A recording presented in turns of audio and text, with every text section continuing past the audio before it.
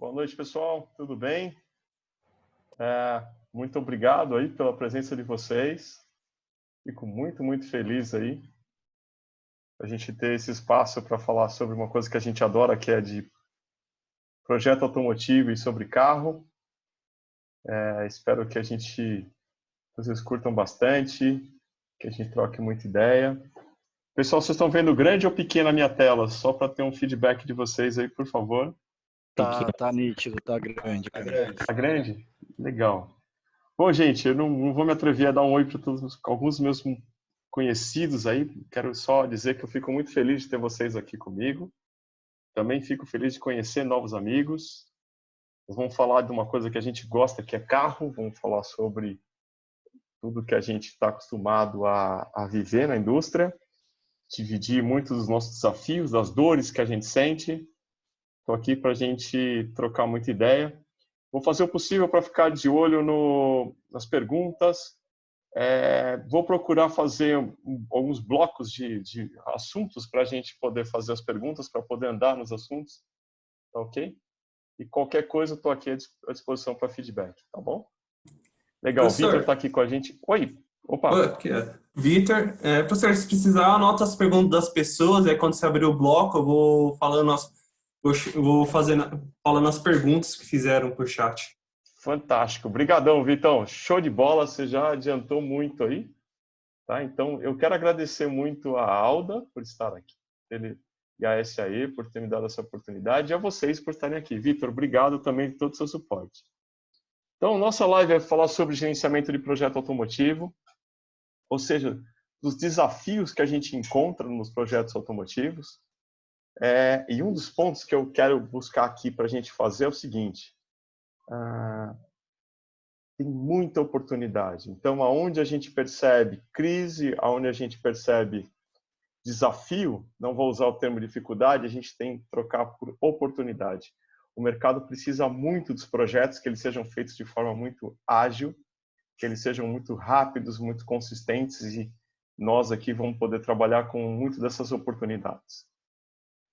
Começando já, contextualizando, onde a gente começa a pensar em oportunidade de projeto automotivo, já começa com o seguinte: eu leciono esse assunto com a SAE no curso de gerenciamento de projetos automotivos, uma derivação que nós estamos trabalhando, um desafio também, que é o Scrum, no segmento automotivo, e também na graduação, na FEI. E eu tento todo o tempo, a cada alguns meses, corrigir esse slide que está aqui na frente, para poder dizer o seguinte: quem das montadoras está fazendo aliança com quem?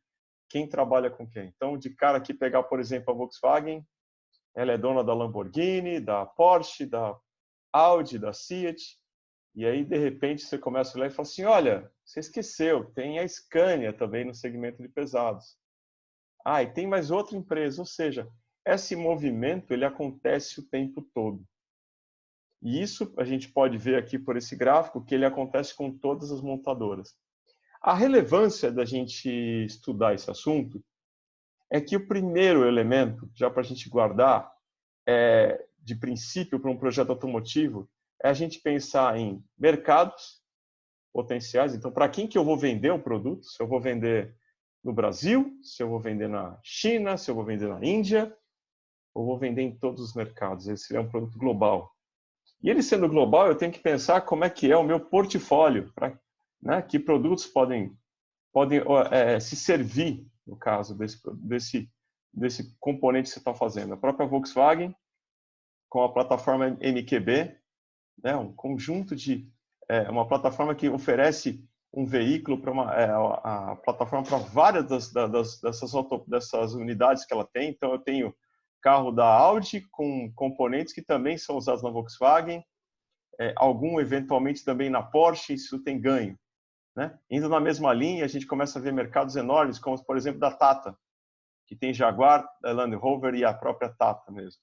Então, toda essa sinergia acontece cada vez mais com aquisições e também com algumas alianças. Como a gente sabe, no ano passado, a Ford, em alguns segmentos, fez aliança com a Volkswagen. E isso tem muito a ver com o gerenciamento de projeto pelo seguinte: a gente começa, na hora de aprovar um projeto, a gente vai discutir sobre isso, a pensar num volume maior e também numa gama de veículos muito mais ampla e também em possibilidades maiores, ok? E esse desafio cada vez é para a gente grande, para a gente maior. Então, aqui a gente percebe que essas alianças, principalmente com indústrias da China, da Europa, da América do Norte, é cada vez maior essa união entre eles. E a gente tem que embarcar nisso com grandes oportunidades. Contando rapidinho sobre mim, para quem não me conhece, hoje eu sou consultor da Sunset em treinamentos. Fiz o mestrado na FEI de inteligência artificial, até porque o carro é um robô com rodas, né? Hoje tem um robô lá cheio de roda, tem muito software, muita eletrônica, tudo muito embarcado. Eu fiz a graduação em engenharia mecânica, fiz MBA na Fundação Getúlio Vargas, da qual eu também sou professor, e leciono na FEI, na SAE, onde eu tenho um grande orgulho, porque eu sou um bajeiro, fiz Baja, a minha formação é de bajeiro, eu sou um grande incentivador, então um dos meus maiores aprendizados em termos automotivos foi no Baja, né? Então eu descobri que numa corrida do Baja SAE pode furar 2 vezes um pneu num cross, ou seja, eventualidades, risco. E hoje também tenho o prazer de dar aula no Senai, onde eu aprendo muito, Senai de Ipiranga. Estou super embarcado com o Scrum, recomendo muito a gente aprender métodos ágeis, então me certifiquei como Scrum Master, como PSPO, e agora em dezembro completei mais um degrau na área de qualidade, que foi com o Six Sigma de Master Black Belt também. Isso foi agora até com o Master, né? Fiquei muito feliz e continuo aprendendo. Trabalhei muitos anos na Ford, na Volkswagen, com alguns projetos, MWM e outras montadoras. Então estou aprendendo muito e quero continuar aprendendo. E pegando aquele gancho que a gente viu com relação às montadoras se unirem muito, fica aqui um ponto interessante, que é o seguinte: as autopeças são cada vez maiores, cada vez a gente vê mais autopeça no mercado e presente, né? Então, se a gente pensar hoje que as montadoras estão se unindo, estão cada vez maiores, as autopeças no mesmo sentido. Então, quando você pensa numa empresa como a Bosch, o tamanho da Bosch no mercado, a representatividade dela é muito grande. Então, tem segmentos que ela é líder, né? Assim como outras empresas, como se for olhar Lear, Yazaki, todos que estão aqui são grandes empresas. E a grande sacada é a seguinte, né? Se você estiver do lado das montadoras, ou se você estiver do lado das autopeças, e agora não mais chamando de autopeça, mas chamando de sistemista, ou seja, o conceito que a gente busca aqui é que a empresa que faz o componente, ela está fazendo agora uma solução, ela está sendo um sistemista. Desafios que a gente enxerga aqui é o seguinte: essa relação nem sempre é muito suave, né? Eu tive a oportunidade de estar dos dois lados, primeiro como autopeça, e era aquele momento que você falou assim: puxa vida, por que será que a montadora me pressiona tanto? Aonde ela quer chegar com isso? E no mesmo sentido, a gente vai vendo depois que a mesma coisa acontece quando você está do lado da montadora. Porque você pensa o seguinte: agora, se eu não tiver controle no projeto do sistema desenvolvido por essa autopeça, caso ela venha cometer um engano, um erro, isso pode comprometer o projeto como um todo, né? Então é aquela coisa: se você faz o veículo, mas só faltou a lanterna, esse veículo não vai ser lançado. Só faltou a calibração do motor devidamente adequada, também não vai dar certo. E pensando aqui em tecnologias que a gente hoje tem disponível no veículo, como por exemplo a rede CAN, a gente sabe que todos os componentes estão interligados. Então, a gente começar a falar em Power Pack, ou fazer junção, em termos de calibração do motor, ou seja, de ajuste dos algoritmos de funcionamento de um motor junto com a calibração da transmissão, isso tem que ser feito a várias mãos: montadora, fabricante de motor, quando não a própria montadora, e fabricante da transmissão também, quando não a mesma. Mas ainda que você pense numa construção de veículo de passeio, que em veículos comerciais é muito mais comum a gente ter fornecedores desses principais componentes, essa junção é um grande desafio, porque se um sair errado, o outro sai também. Então, toda essa linha CAN, tudo isso que está acontecendo é um desafio. Até aproveitando para comentar o seguinte, se a gente for olhar hoje, nós como profissionais, fala assim, eu sou engenheiro mecânico, você fala assim, ok, mas você também tem que ser uma pessoa que tem conhecimento de engenharia elétrica, tem que ter conhecimento de engenharia de software, isso é até um dos desafios para nós na engenharia, de materiais, tem que saber de finanças, né? Ou seja, o pessoal precisa de nós conhecendo todo, né? Isso eu prefiro ver como desafio do que como problema. E nessa linha, é legal também a gente pensar em termos de projeto, não só construir o carro. Dá uma olhada no que acontece aqui, em termos de... Opa, está tendo um delayzinho.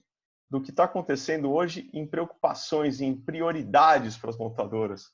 Né? Então, aqui é a década de 90, a grande preocupação, não que os outros pontos não eram levados em consideração, mas você estava pensando em desenvolver o seu produto, como engenharia, a manufatura, e esse era o principal core, era o core business, né? Ou seja, eu quero produzir e vender, e tenho que desenvolver a engenharia. Trabalhei alguns anos na Ford com pós-venda e foi uma grande aula para mim. Primeiro, saindo da engenharia, depois indo de produto, depois para estratégia, onde também eu comecei a enxergar que a gente precisa, para um projeto, entender de finanças, muito também a gente tem que entender de pós-venda.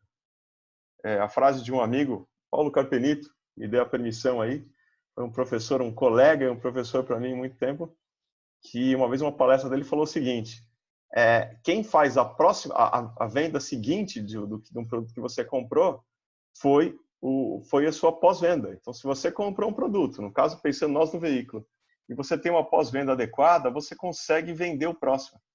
Daí a gente vê veículos, montadoras, como a própria Toyota, muito vitoriosa, né, na pós-venda, e hoje outras montadoras também seguindo com muita capacidade, e aí numa briga muito acirrada. Então, dessa forma, a gente percebe que agora eu penso muito na minha marca, em gerenciar minha marca, eu tenho uma grande preocupação em avaliar a minha parte de serviços, e aí, já tentando fazer uma futurização, né, inventando até essa palavra, será que hoje o que a Apple faz de desenvolver o projeto, fazer a venda e deixar a produção terceirizada, isso não pode ser um futuro?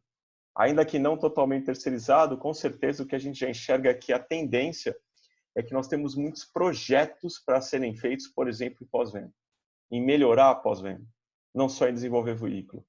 E nós, da área automotiva, temos muita capacidade de pegar essas oportunidades e transformar realmente em resultado. Então, a gente percebe que nem necessariamente o seu melhor projeto do produto é um campeão de vendas. Uma venda mal feita, um produto mal assistido, isso é trágico, né? A experiência que eu tive trabalhando com caminhões, que é uma máquina que chega a mais de R$1 milhão já com o implemento, ela parada é muito caro. Então, a gente tem que realmente trabalhar para melhorar isso. E aí, nesse sentido, já pegando o gancho, porque aqui o grande ponto é o seguinte, é a gente avaliar o que nós queremos em termos de justificativa para poder fazer um projeto. Certo? Então, se hoje a gente enxerga que a tendência é você ter motivos como os que estão aqui, que é segurança, eficiência energética, competitividade de mercado, e aqui já fica um leque de tudo que nós temos que olhar naquele pré-projeto. Então, um pré-projeto muito bem feito, ele faz com que a gente tenha sucesso. Então, ou seja, se eu pensar em emissões, como é que vai ser o pós-tratamento? E aí já fica o desafio. Ele vai servir para os Estados Unidos? Lá, não, mas eu tenho um nível de emissões já muito mais severo nos Estados Unidos e na Europa. Na Europa eu tenho o Euro 6. Então, é só trazer para o Brasil. Tá bom. Só traz para o Brasil, mas faz o seguinte, dá uma olhadinha como é que está a parte de biodiesel. Como é que está a parte de enxofre que nós temos no diesel de verdade? Ok? Não, é só pegar lá um DOC, um sistema, um DPF, traz para o Brasil. Tudo bem, mas qual que é a carga? Qual que é o combustível? Então, essas são muitas dos elementos que nós, trabalhando em projeto, temos que olhar. Tá? Até com o desafio do seguinte, políticas públicas, emissões, normas, quanta certeza a gente tem que tem data marcada, né?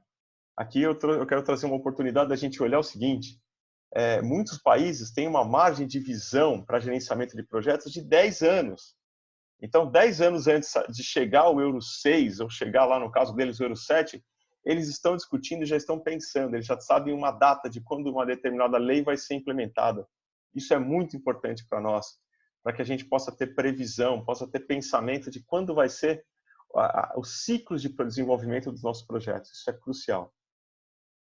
E, gente, contando um pouquinho ainda de mim, de saber de onde que veio a minha ideia de trabalhar com carro, e já falando de projeto, eu pensei nisso aqui, ó. E talvez algum de vocês se identifique, né? Aqueles que são novos há mais tempo, né? Os Jacksons, olha aqui, ó. Eles já falavam em coisas curiosas, como um carro que voa, um robô em casa que tinha uma inteligência artificial fantástica, porque ela tinha mau humor, ela tinha temperamento. E uma peculiaridade ali do desenho, né? Uma coisa curiosa é que já tinha congestionamento, ainda que fosse naquele período, eles já sabiam o que ia acontecer com a gente, um desenho relativamente antigo, né? Influenciado também, gente, olha como muitas vezes a gente aprende com o que a gente vê em filmes e desenhos, né? Com relação a super máquinas, essa daqui é uma versão mais nova, mas o pessoal já falava em veículo autônomo, isso já era uma realidade para nós, tá? É um filme que eu assisti algumas vezes, né? Fiquei feliz que o meu filho assistiu também. De Volta para o Futuro, a gente errou um pouquinho na conta, né? Porque o carro era para voar, já faz alguns anos deveria estar voando. Então, tanto nos Jackson quanto lá De Volta para o Futuro, a gente não acertou tão bem. E uma das grandes missões nossas em termos de desenvolvimento de projeto é, no pré-projeto, entender o que o mercado precisa. Eu tenho um material até aqui que eu gosto muito, que vem da Toyota, né? Tá aqui a fonte, né? Na época eu tirei do site deles, em que eles foram muito felizes no que eles disseram. Isso é muito crucial para nós na hora de definir o escopo do projeto, já falando de gerenciamento de projetos, que é o seguinte: o carro certo, no lugar certo e no momento certo. Então, essa grande sacada que a gente enxerga aqui está no seguinte: eu tenho que pensar no mercado que eu vou aplicar esse veículo, saber se ele é um carro global, mas se ele faz sentido para aquele mercado. E se eu vou colocar uma tecnologia avançadíssima, e nós engenheiros temos um risco de gostar de tecnologia, independente do que o mercado está pedindo, e saber se é o momento certo, né? É uma boa discussão para nós, em termos de gerenciamento de projeto, é pensar o seguinte, nesse pré-projeto, em avaliações de oportunidades. O que será que é melhor para o mercado brasileiro? É já ir agora com um veículo totalmente elétrico ou com um veículo híbrido? Tá? E nesse sentido, a gente tem que pensar o seguinte: quais vão ser as tecnologias que a gente vai usar para eficiência energética, para reduzir a parte toda de poluição e começar a pensar aqui na matriz energética. E aqui mais um desafio para nós no Brasil. Não é crítica, porque isso não vai levar a lugar nenhum, mas é necessidade. Qual é a nossa matriz energética para os próximos 10 a 15 anos? Né? Então, será que faz sentido eu fazer um carro a GNV? Ou eu vou ter que pensar em outra tecnologia? Ou eu tenho que pensar num veículo híbrido ou num elétrico? Esse é o grande desafio para nós, temos que realmente trabalhar nisso. Pegando aqui a leitura que eu faço ainda com relação à Toyota, do que ela disse foi o seguinte: veículos pequenos, aqui ó, veículos elétricos em termos de massa, né, dimensões. Veículos de porte médio, aí eu já começo a pensar o quê? Em veículos híbridos. E aí esse híbrido a gente já trabalha há muito tempo, né? Começa a pensar em tecnologia de etanol, de gasolina, mais GNV, e eu posso colocar elétrico, muito interessante, muito desafiador para nós. E seguindo nisso, começar a pensar em termos de novas tecnologias, por exemplo, hidrogênio. Tudo isso por um grande motivo. Nós precisamos que o veículo seja o máximo desejável. Então, aqui em Desirable, ou seja, o cliente precisa querer esse veículo. E antigamente a gente se arriscava, pelo menos hoje não me arrisco mais, a dizer quantos modelos tem no Brasil de veículo. Então a possibilidade de escolha é muito grande, a gente já tem como escolher tudo isso. E aí tem o seguinte, tem que ser affordable, não adianta tu chegar com um veículo, eu comento sempre em aula o seguinte: chamar um veículo hoje no Brasil de popular é um pouco arriscado, né? Porque o que é popular? Popular para quem?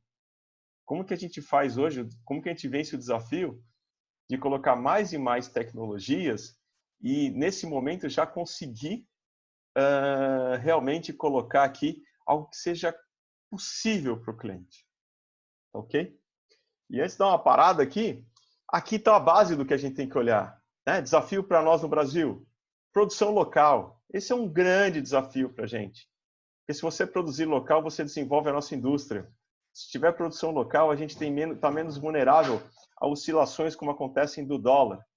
Emissão de poluentes. Ou seja, primeiro, é necessário, é importante para nós como sociedade reduzir os poluentes.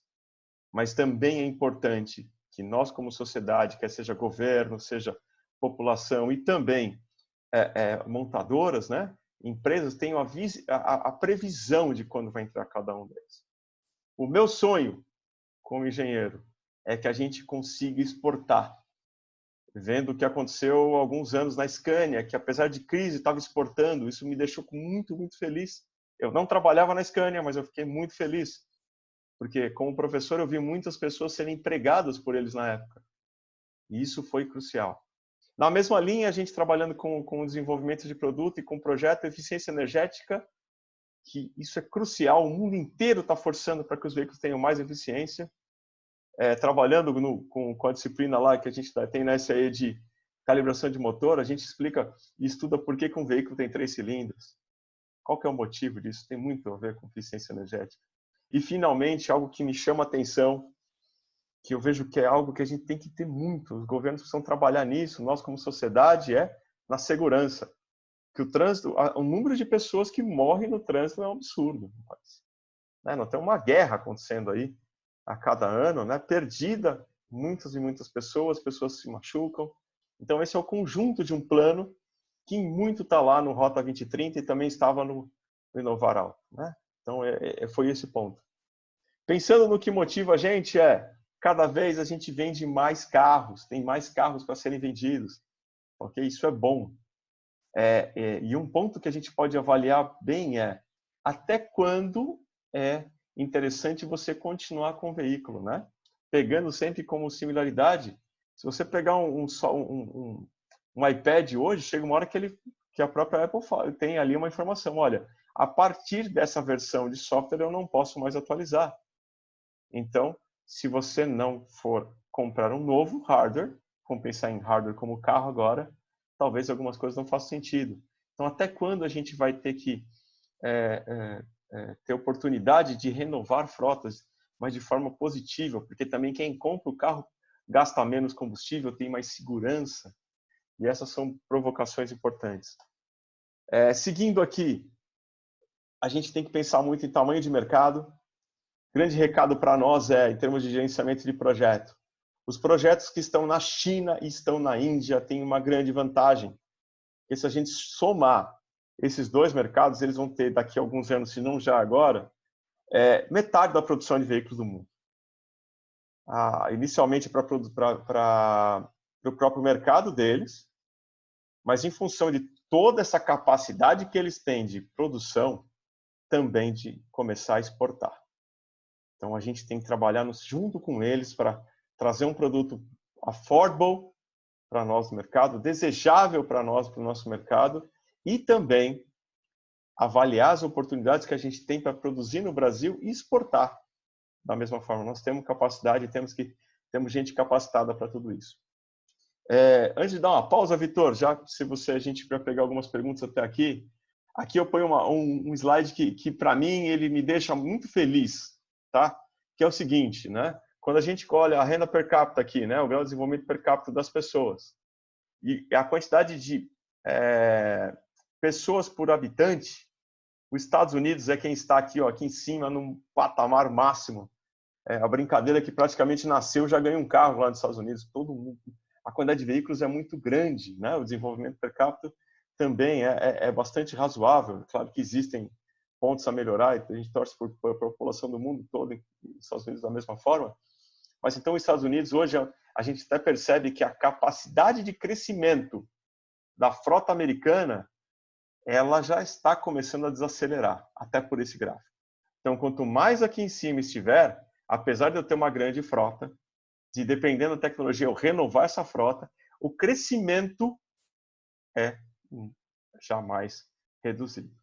Se a gente olhar os países da Europa que estão aqui, eles já acabam tendo uma relação intermediária ao que eu tenho os Estados Unidos e os países mais emergentes, né, em termos de crescimento da frota de veículos, porque essa informação para nós é crucial, porque se vai vender mais carro, é onde eu vou conseguir fazer mais projeto. E nesse caminho, gente, aqui nós temos os países com mais potencial para isso, que são China e Índia.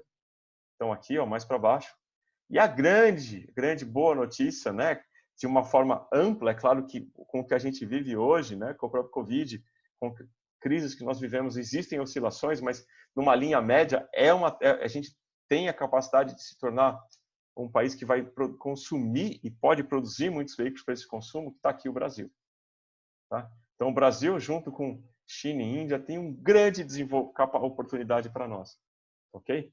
E nessa linha, a gente percebe aí, né, que a China tem aí na ordem, junto com a Índia, na ordem de um potencial para 40 milhões de veículos por ano, capacidade. A África do Sul, ali, com 0,8, tem um crescimento. O Brasil, com os desafios que a gente tem, está crescendo, mas dá para reparar o seguinte, gente, olha aqui, ó, ainda que esse número vá ser volátil, pode se mudar, a proporção é a mesma. Nós estamos indo aqui de 2 milhões para 3,5, isso se tudo der certo, para a ordem de 2025, enquanto esses dois países aqui, essas duas potências, não desfazendo de nós, estão indo para a ordem de 40. Então, eu quebro um bloco aqui para a gente começar a conversar. E Vitor, colegas, fique à vontade. Vitor, quer ler as perguntas? Fique à vontade, estou aqui para ouvir. Professor, então, a primeira pergunta vem do Marco Arbete, desculpa aí se eu errei o nome, e seria: atualmente fala-se muito de metodologias ágeis. Você teria algum exemplo de aplicação dentro de segmentos automotivos que não seja software? Tenho sim. O nome do colega é o Marcos? Marcos. Marcão, tenho sim. Desculpa chamar Marcão, já para ficar íntimo aqui. Bom, o primeiro que me dá muito orgulho é o pessoal do Baja lá da FEI. Eu tive a oportunidade, a honra de acompanhá-los. Eles já estão aplicando o Scrum. Né? Tem muitas oportunidades, então lá nós já estamos aplicando o Scrum de uma forma muito, muito interessante. Temos a oportunidade do Scrum, já um dos métodos ágeis, né? E agora para uma evolução em termos de projeto escalado, né? Então a gente já está conversando com eles, e eles são, né? Isso que é legal de oportunidade, então a gente já está aplicando com ele que está aqui. Eu tenho um colega aqui, que é o Marcelo, tá? Eu não vou citar ainda o nome da empresa que ele trabalha, porque só a permissão dele, mas ele mesmo tem exemplos muito interessantes que ele está fazendo na indústria, em chão de fábrica, um colega que já aplicou. Nós fizemos uma live com ele até, Marcos Ficão, ele contou para nós como é que ele fez uma implementação de uma linha de produção, e foi muito legal, então foi super interessante. O fato é o seguinte, o maior desafio hoje para nós aplicarmos as metodologias ágeis na montadora é que as pessoas e as corporações aceitem correr o risco de aplicar, porque um dos pontos importantíssimos, além do software, que também é um desafio, é que os times ágeis eles têm que ter a própria liderança do trabalho deles, né? Então o controle é um pouco diferente. Então hoje eu já enxergo essa oportunidade, principalmente em projetos localizados, mas com uma ampla oportunidade de aplicar, junto com um mix de APQP, que a gente pode trocar uma ideia, também aplicar isso no desenvolvimento do produto. Espero ter respondido. Tá bom? Vai lá, Marcão, fica à vontade. Bom, professor. Oi, Vitão, vai lá. Bom, agora a próxima pergunta é do Rogério Heleno. Rogério, boa noite. Aí perguntando diretamente para você, né? Quem o senhor considera que acertou? As montadoras que apostaram no downsize, atribuindo motores 1.0, turbo 1.4, ou a Toyota que investiu no segmento híbrido? Essa pergunta ele deixou bem focado no mercado brasileiro. Olha, eu vejo o seguinte, o futuro que eu enxergo para o país, já pegando aquele próprio slide da Toyota, é o modelo híbrido. Eu acredito muito no modelo híbrido, E a resposta é quem tem que dar. Eu conheci o projeto, achei fantástico o projeto lá do Corolla, muito interessante, né? O pessoal foi muito gentil, me recebeu lá. Lá eu estava avaliando o carro do ano. E o que eu vejo muito vitorioso é isso. Eu não consigo ver como ponto certo e errado, e não é por ficar em cima do muro, não. Porque vai depender do seguinte, de estratégia. O downsize, ele é muito interessante porque ele reduz consumo.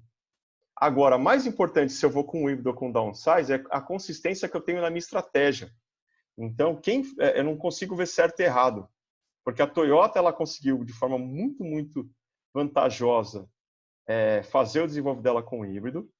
Vejo que ela tem uma vantagem em relação a outros concorrentes, que é a hora que o mercado virar para o híbrido, ela já está muito consolidada no veículo híbrido. Mas para um médio prazo, quem foi com downsize também não estava errado. Ok? Agora, a tendência que eu enxergo é com as plataformas é que todo mundo vai para um híbrido. E vai acontecer o downsize também, porque a partir da hora que eu coloco um motor elétrico, eu posso colocar um motor menor. Então, e aí outra coisa que eu enxergo como tendência é a segmentação, né? Então, eu tenho um veículo que serve para tudo, já com o híbrido é uma coisa um pouco desafiadora. Então, talvez a gente comece a perceber que eu vou ter um veículo muito mais com vocação para a cidade e um outro veículo com vocação para um uso misto. Então, a gente vai começar a escolher cada vez mais e aí vai entrar um terceiro elemento, que é eu começar a pensar em car sharing, né? Então, o veículo que eu uso na cidade, eu uso num determinado tempo e eu também não tenho barreira para o dia que eu for com a minha família para a estrada, viajar, precisar de um carro maior, também fazer isso. Então, a coisa é até mais ampla do que downsize ou híbrido. Então, car sharing, é compartilhar, né? Então, a coisa vai bastante longe aí, ok? Isso aí, Vitão. Essa é uma resposta longa aí, que dá para a gente falar bastante tempo disso. Então, falar que a gente tem até 9h30, esticar um pouquinho a mais, beleza? Tá ótimo. Não, isso é uma quebrada aqui, depois a gente vai continuar, tá? Eu só parei aqui só para ter um buffer aí. Então, viu, pessoal? Dizer também que lá em relação à metodologia ágil, lembrar que a gente tem curso de Scrum na SAE também, voltado para o jurídico. E a terceira pergunta é do Leonardo Binda. Quais os principais desafios para desenvolver forte a produção local? Olha, o que eu estou enxergando aqui é o seguinte. Primeiro, nós temos que ter... vamos pegar os vários fatores. Pensando aqui, nós como da área da engenharia, nós temos que ter excelência. Então, nós temos que trabalhar em excelência em termos de, na hora de desenvolver o escopo do projeto, na hora de pensar o quanto desenvolver o custo do nosso projeto e o tempo, nós precisamos ganhar o projeto para o Brasil. Então, a primeira coisa é essa. Se a gente for possível, para ter a produção local, é bastante importante que a gente traga o projeto para o Brasil, porque a gente começa a localizar as peças, tá certo? Então, já é uma tendência natural. Porque nós sabemos a necessidade do nosso mercado, isso é importante. E aí tem que ter excelência no gerenciamento do tempo, do custo, das pessoas muito bem preparadas, isso nós temos, né? Então, para mim, cada vez que a gente ir lá pela SAE com o Baixa, com Fórmula, com todos os projetos, a gente vai lá com projetos estudantis e ganha, e fica entre os melhores do mundo todo, não é sorte, isso é competência de capital humano que nós temos no Brasil. Do ponto de vista das indústrias, realmente que elas querem previsibilidade para poder produzir no Brasil. Então, é uma tendência, você pensar que você vai abrir um negócio, você quer saber qual é a previsão. E aonde há muito risco, o desafio para nós é que é o seguinte, as montadoras elas acabam querendo ter o retorno do investimento muito mais rápido do que em mercados que são muito mais seguros. Então, você percebe que vai encadeando. Pessoas bem preparadas, a gente aumenta a chance de trazer o projeto para cá. O próximo ponto é ter previsão de crescimento do mercado, de tamanho desse mercado, isso é crucial também. E aí, do ponto de vista de governo, né, trazer, né, os governos trazerem essa previsão para nós, para a sociedade como um todo, pensar em políticas públicas. Eu não critico A ou B, não é momento para isso aqui, isso aqui não é o fórum, de forma alguma, pensar como que de uma forma sadia, né, positiva, a gente consegue facilitar para que as frotas de veículos sejam renovadas, para que as pessoas queiram comprar o carro, para que mais pessoas queiram compartilhar veículos e que, de uma forma geral, a gente tenha maior mobilidade. Então, nós vamos ter que trabalhar numa grande quantidade de itens para que a gente possa aumentar a produção no Brasil, dando previsão de tudo isso. Então, é um desafio grande. Eu vejo que a nossa parte como sociedade, aqui pensando como engenheiros, é fazer excelentes projetos entregues no tempo, com menor custo, com muita excelência. Ok? Vai lá, Vitor, por favor. Então, professor, a próxima pergunta aqui é do... Agora, eu não sei se eu vou falar certo, desculpa se eu falar errado. Wigler Souzin dos Reis. Aí, o que seria exatamente o trabalho no pós-venda no ramo automobilístico? Aí falou, tenho aula na faculdade logo menos, não sei se ficaria até o final. Ah, legal. Mas obrigado. Vou tentar ser breve aqui para você acompanhar ao máximo. É o seguinte, o pós-venda pensa o seguinte, antigamente a gente falava no tempo de garantia do teu veículo, quando você comprava, de 1 ano. Hoje, algumas montadoras, e com a tendência da maioria delas, ir para 3 anos. A ideia é que uma vez que você comprou o veículo, isso você como cliente, que você saiba quanto você vai pagar, para que se você não fique com o seu carro parado porque não faltou peça. Pós-venda é a garantia de que o produto que você comprou, nesse caso o veículo, ele vai te trazer, já que você comprou por mobilidade, né, você precisa ter acesso à mobilidade, você vai essa parte de pós-venda garante que você tenha a continuidade disso. O seu veículo seja consertado da forma correta na primeira vez, que tenham peças, que o preço disso seja justo, e você tenha um produto de qualidade ao longo do uso, não só no período de garantia, mas principalmente hoje no período de garantia. Hoje o pós-venda, por exemplo, ele é crucial na venda, por exemplo, de veículos comerciais. Quando a gente olha que existem contratos de manutenção de grandes empresas, né? Então você tem grandes frotistas que eles falam assim, olha, eu quero um contrato de para-choque a para-choque, tudo vai estar incluso, você me fala o quanto custa, que o meu trabalho vai ser colocar o meu motorista para dirigir o caminhão. Você faz a manutenção. Você é montadora. Então, você cuida do meu pós-venda. Então, isso é pós-venda. É cuidar do cliente depois de vender, não só até a venda. Bom? Então, eu vou continuar aqui. Daqui a pouquinho a gente segue mais um bloco, tá bom? Beleza, vou anotando as perguntas do pessoal. Obrigado, gente. Olha, eu vou deixar o meu contato. Se eventualmente a gente vai continuar até para ir até 9h30. Se eu não conseguir responder, eu vou ter o maior prazer da gente trocar ideia, depois inclusive em rede social e aqui a gente se falar, tá bom? E pegando, gente, o que está acontecendo desse mercado que a gente vê aqui do Brasil, que vai para 3,5 milhões de veículos, e eu espero que seja maior, né? Então, até pergunta do Leonardo, o que dá para fazer trabalhar muito sério para isso, todos nós. A grande ideia é que a gente olhar agora a particularidade do nosso mercado, que é a situação que a gente tem, né? Nós somos basicamente, nós não temos poucas ferrovias, então tudo que a gente transporta é por rodovias. Então, particularidades, eu tenho que pensar num veículo que esteja preparado para o ambiente do Brasil, né?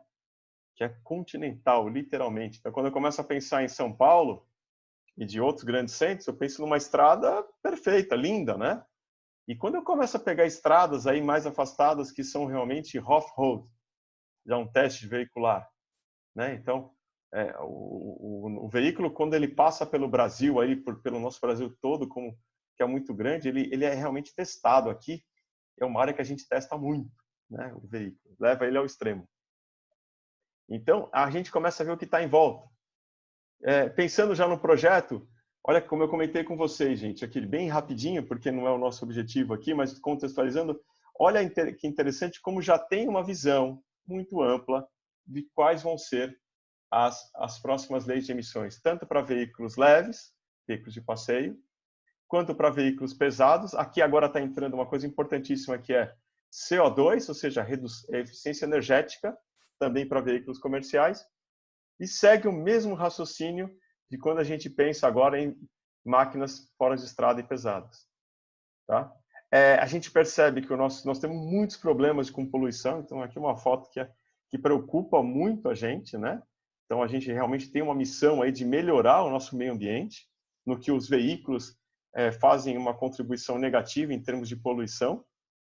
E aí, projetos novos já vão cair agora numa tecnologia muito desafiadora, que é essa aqui, ó. Que é quando eu começo agora não mais testar em laboratórios veículos, mas eu começo o Real Drive Mission, né? Eu começo a testar ele fora do laboratório. Então, está aqui um equipamento bastante interessante da VL, em que você embarca e você vai pegar todos os gases poluentes diretamente lá no campo. Então, aqui tem muita coisa sendo detalhada agora de como vai ser na Europa e nos Estados Unidos. A gente aprendeu muito com alguns graves problemas que aconteceram com algumas empresas. E isso está indo para o carro de passeio. E aqui, gente, agora pensando em projeto nosso, gerenciamento de projeto automotivo. Está aqui, ó, eu vou desenvolver um projeto desde o início de forma virtual e eu vou colocar ele no dinamômetro, eu vou colocar ele na estrada, vou ter que comparar. Então, pensando em emissões, eficiência energética, isso aqui é muito legal, porque vai ter que precisar de muita engenharia, muita tecnologia. Isso aqui não está pronto. Então, aí vai precisar de gente boa, como nós somos comprometidos a desenvolver. Trabalhando com chassi, com simulação, é realmente algo muito, muito, muito legal. E aí, em cima disso, né, muito do que a sociedade cobra de nós, do segmento automotivo, é quando eu for testar um veículo, eu começar a fazer no meu próprio desenvolvimento, isso vai interferir no tempo de projeto, eu fazer medições na estrada, no dinamômetro, rodar testes que simulam a estrada e voltar depois em bancada. Ou seja, os resultados vão começar a ser realmente correlacionados. A gente tem a preocupação de que testar não um ciclo de teste como o FTP75, e sim uma condição real, porque é isso que a gente vive, quando a gente respira a poluição, ela faz sentido em relação ao ciclo real de teste. E isso realmente é algo muito desafiador.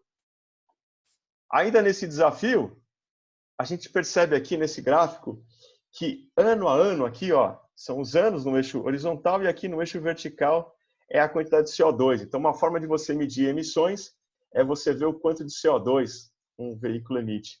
E olha aqui a ladeira abaixo que acontece, ó, cada vez você tem que consumir menos. Então, até a pergunta do colega que foi, quem está indo para o caminho mais certo? Quem vai com híbrido ou quem vai com downsize? Dá para dizer o seguinte, nos próximos anos, inclusive no Brasil, o que vai acontecer é que todo mundo vai ter que colocar muita tecnologia, porque além de emissões, também tem muita necessidade de reduzir o consumo de combustível, aumentar a eficiência energética. Ou seja, o híbrido, com certeza, nos próximos anos vai ser muito utilizado. O desafio vai ser como é que eu faço isso a um preço acessível para o nosso usuário final. E o que a gente via antigamente lá na geladeira, né, em alguns eletrodomésticos, a gente começa cada vez mais a perceber isso nos nossos veículos. É discutível o quanto que o cliente final enxerga essa eficiência energética, ou seja, no Brasil a gente sabe que o carro é comprado muito pelo aspecto de design, né, o aspecto de beleza dele, mas a cada dia, quando a gente vai ver que esse apelo aumenta, até pela própria lei, pelos incentivos de lei que existem, e também porque frotistas como um todo, que sabem que o consumo responde por mais de 50% do custo operacional, querem veículos que consomem menos. E o cliente, cada vez mais, o combustível não é barato. Rota 2030, uma coisa super importante para nós, muitos projetos chegando, né? Muita coisa boa vindo, sou a favor de que isso aconteça, sempre juntando sociedade, montadoras e governo, nós temos que trabalhar junto, a solução vem de um trabalho conjunto de todos nós. E fechando já naquela ideia de que a gente falou daquela base, um apelo já do próprio Rota é a gente começar a pensar em segurança veicular. Ou seja, morrem muitas pessoas no trânsito, a gente precisa trabalhar muito nisso. Ou seja, o veículo ele tem que ser autônomo, cada vez mais autônomo, não só pelo conforto do motorista nesses projetos, mas também para evitar acidentes. Ainda que existam críticas e dúvidas de como a gente vai ter um veículo realmente autônomo, e aí um desafio enorme, usando a palavra de novo, desafio, mas é essa palavra, como que vai ser um veículo autônomo no Brasil? Né? Como é que vai ser em função de tanta particularidade das estradas, de sinalização, das pessoas, do conjunto como um todo?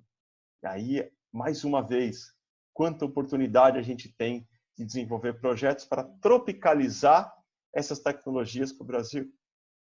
Já pegando um exemplo, eu coloco lá um stop-start, né? Que liga, desliga o motor.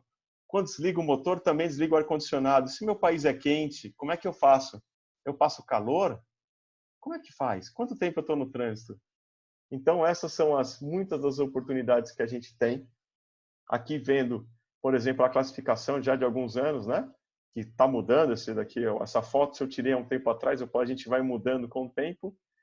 E sabendo que cada vez que a gente faz um projeto, o número de recall só aumenta. Daí a gente perceber que não adianta fazer rápido o projeto, não adianta fazer com custo somente reduzido, tem que fazer com qualidade, tenho que entregar, porque senão eu não vou ter projeto. E aí uma sugestão de quando a gente começar a estudar projeto automotivo, principalmente no Brasil, até pela pergunta que o colega tinha feito, quando você começar a pensar nisso, dá uma olhada numa análise SWOT da montadora, para alinhar o seguinte, o que a gente tem de forte nessa montadora, trabalhando com ela ou trabalhando para esta montadora, quais são as fraquezas, porque se eu tenho aqui algo que é bom, eu quero continuar.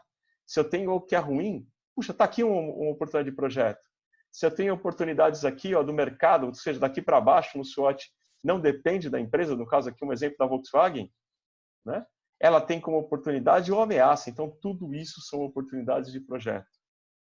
Aqui um link, depois a gente vai deixar gravado esse material lá, vocês vão ter acesso a ver esse link. Um site muito, muito interessante, que é esse Strategic Management Insights, que tem algumas análises SWOT. Elas necessariamente não estão atualizadas, mas para nós o que vale é o conceito, né? Muito do material de estratégia que a gente vê, ele tem muito a ver, ele é defasado, porque o material futurizado, que existem empresas que fazem, né? Colocam nos próximos anos que vai acontecer de uma forma muito mais detalhada, eles cobram, né? Mas a gente consegue aqui ter essa visão, né? A BMW, por exemplo, tem um desafio que é o portfólio, né? Trabalhar com veículos elétricos e híbridos, e ela não tem uma gama tão grande de volume, apesar de vender muito bem, comparada, por exemplo, à Volkswagen.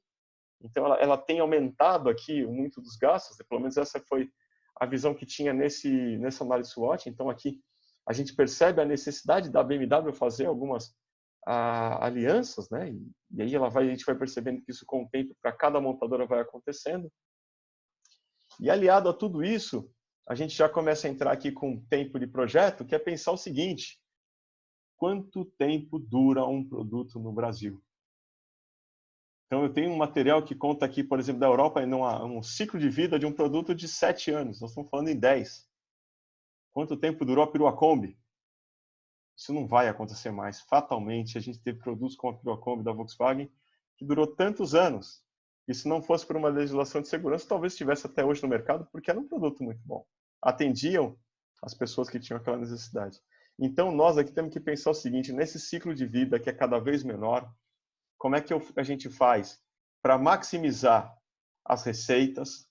Como é que a gente já pensa num projeto que vai aceitar uma mudança próxima com mínimo custo e que vai depois uma mudança maior, quando a gente fizer ali, não um facelift, mas uma mudança um pouco maior, conseguir atender tudo isso?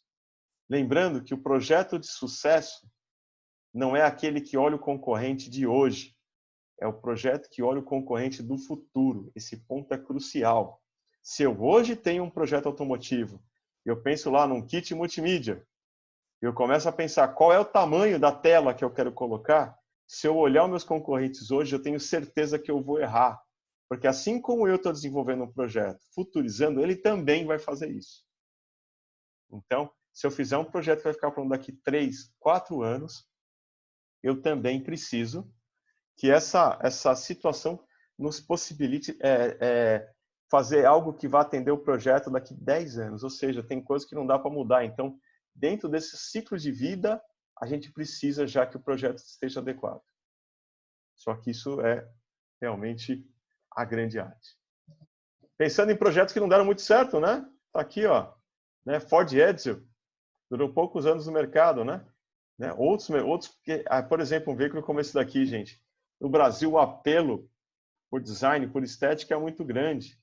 No caso lá do Edsel, uma das explicações é que era um veículo de grande porte, né? Um veículo grande que consumia uma grande quantidade de combustível, e ele foi lançado muito próximo da crise do petróleo, ou seja, teve essa infelicidade. Então, tem projetos que a gente sabe que não estavam corretos, daí a preocupação que a gente tem que ter.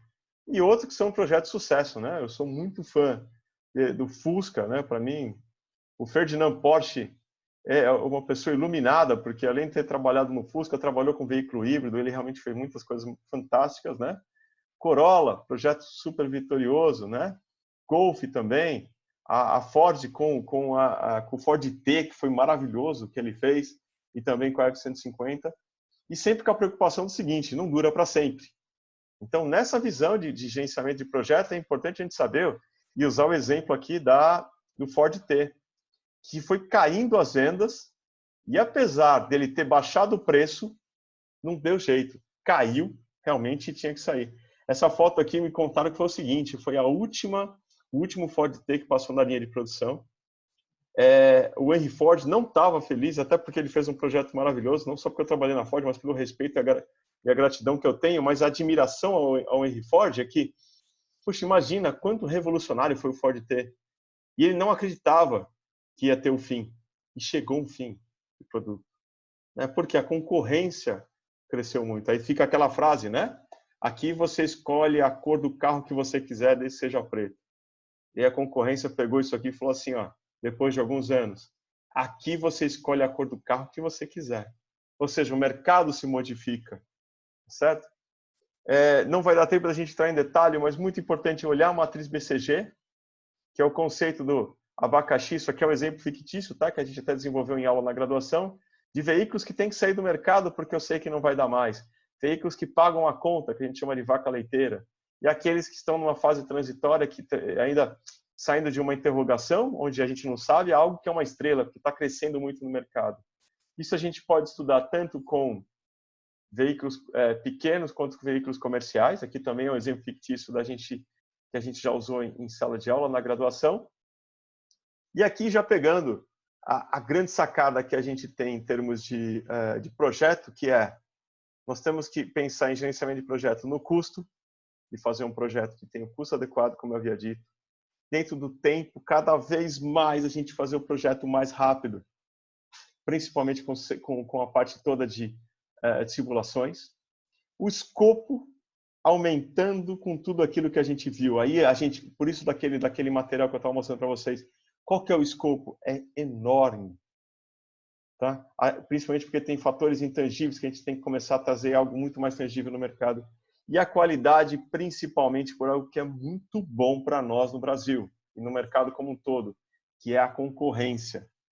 Muito do que regula o mercado, que faz com que os produtos tenham mais qualidade, é a própria concorrência. Então, dentro desse projeto, para que ele seja aprovado, a gente tem que pensar o seguinte, todo aquele estudo de uma necessidade de um novo produto, temos que ter uma engenharia avançada, muito competente para dizer o quanto a gente vai gastar de tempo, de recurso, com pessoas, com material, e fazer esse custeio que está aqui, para finalmente conseguir entender aqui quando que a gente consegue aprovar um projeto. Desafio para nós no Brasil, gente, é que projetos têm que se pagar muito rápido, porque pelo próprio risco que a gente vê, o próprio conceito de volatilidade de mercado que a gente tem. Então, a gente tem que trabalhar muito forte aqui e também no desenvolvimento. Para que a gente olhar a receita, né? Olhando aqui esse material, repara que aqui, ó, lá no Brasil são 10 anos, aqui no Brasil, né?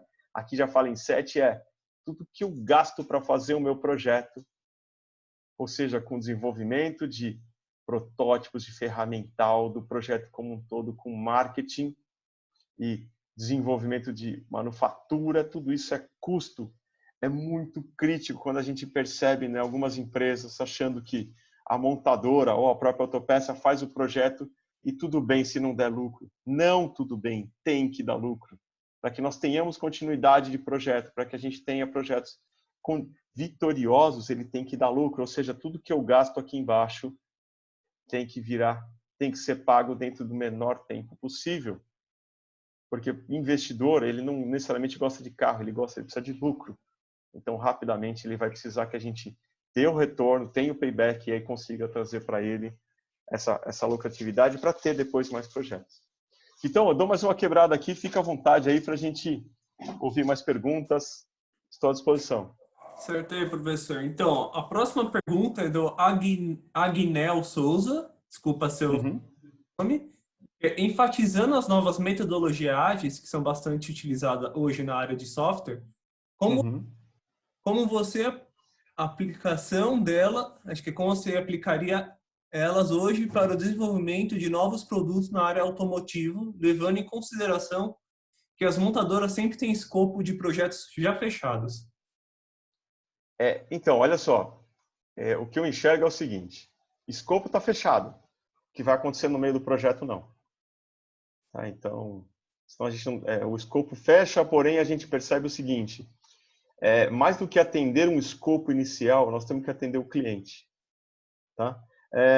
Nesse sentido, é crucial o seguinte, a gente hoje, em termos de métodos ágeis, são os métodos escalados. Tá? Se a gente pensar em Nexus, faz todo sentido. Então, ou seja, eu pego o Scrum e trabalho com 3 a 9 times Scrum.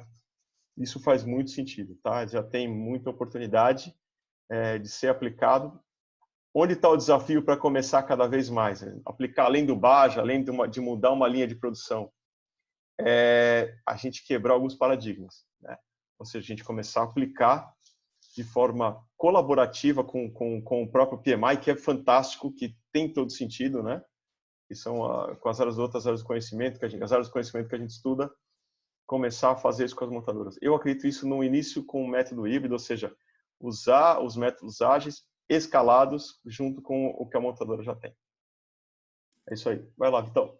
Bom, a próxima pergunta que é do Denis Soares. Quais são as exigências impostas pelas montadoras para trabalhar na área de engenharia de projeto? Então, ou seja, o que eu preciso para poder trabalhar na engenharia de produto, de projeto? Então é o seguinte, olha, crucial, no caso de engenharia de projeto, você tem a formação de tecnologia e de engenharia, né? O mercado vai colocar como pré-requisito.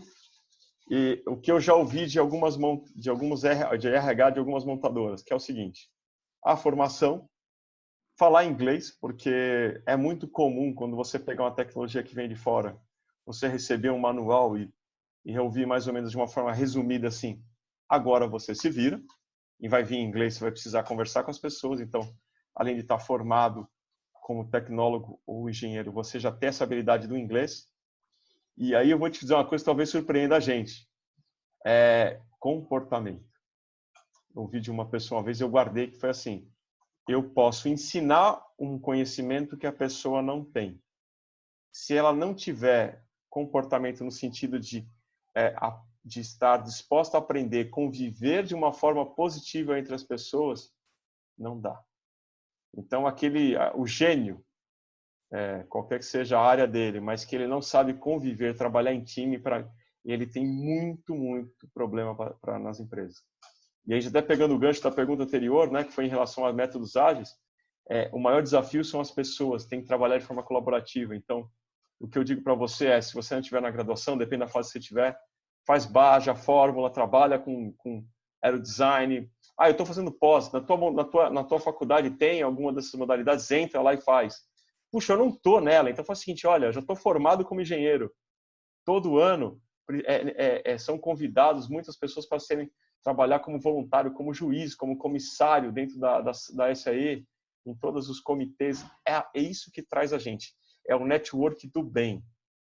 Com todo respeito, aí sendo não muito modesto, você estar aqui e a gente se conhecer. Então, isso é o que eu vejo que faz a gente entrar na montadora. E uma outra dica é não pense só montadora ou só autopeça.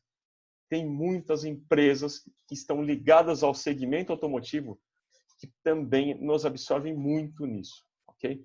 Porque às vezes o mercado fecha de um lado, abre do outro, e aí o mercado... E também é pensar na oportunidade até de trabalhar fora do país. Tá bom? Vai lá, Vitão. Bom, a próxima aqui é do Vinícius Binda. Ele pergunta, na sua opinião, é alta a possibilidade de perdermos a nossa produção para a China? Olha, eu acho que o mundo todo... Eu entendo que o mundo todo hoje tem parte da produção na China, né? A gente consome aqui e produz lá. o que eu enxergo que vai dosar isso? A parte de necessidades de adequação ao nosso mercado nacional. Risco para isso, que vai ao encontro do que você falou como um risco maior. Como nós estamos falando em plataforma, cada vez mais a gente vai precisar pensar em produção em alto volume, né, para ter ganho de escala. Então, sim. Agora, onde que está o ganho? Se o nosso mercado crescer, em termos de volume de consumo de veículos, a nossa engenharia conseguir trabalhar na possibilidade e a capacidade de atender as particularidades do nosso mercado, essa produção pode ficar aqui, inclusive o desenvolvimento. Então, mais do que a gente ter leis que nos protegem, e eu não vou entrar no mérito se são corretas ou não, nós temos que produzir cada vez mais barato. Tá certo? Então, nós temos que produzir em escala, né, para conseguir isso. E nós temos capacidade, nós temos mercado para isso. Tá? Então, ou seja, a nossa logística tem que melhorar. Tudo que a gente pode mapear como vantagem da China, nós temos que transformar isso. Nada contra a China, temos que cooperar com eles. Né? A gente também vende para eles, isso é bom. Mas nós temos que conseguir trazer o que é bom para nós, que é de maior valor agregado. Porque ainda que a gente não produza o veículo inteiramente, a gente pode pensar no seguinte, quanto que a gente pode desenvolver de software embarcado aqui? Quanto de componentes podem ser feitos no Brasil? Como eu tinha comentado, a Scania, por um tempo, estava exportando, não sei se continua, vai depender da situação, né? Nos últimos meses, ela estava exportando para o mundo todo. Então, nós temos capacidade, nós temos que trabalhar nesse todo. E, com certeza, a China é um país que vai exportar muito, principalmente para quem é menos competitivo. Bom, vai lá, Vitão. Bom, a próxima agora é do Felipe Andrade. Os projetos das montadoras e fornecedores cada vez mais possuem interface com diferentes mercados, pessoas e culturas. Você, tendo participado de projetos globais, como acha que será a utilização de metodologias ágeis nesses projetos? Olha, eu estou pensando o seguinte, super legal, né, gente?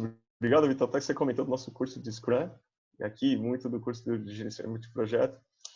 É o seguinte, cada vez mais a gente vai ter que trabalhar com times. Cada vez mais a gente tem que antecipar as entregas para poder ter certeza que a gente vai conseguir ter um projeto vitorioso. Então, essa é uma tendência, sem dúvida.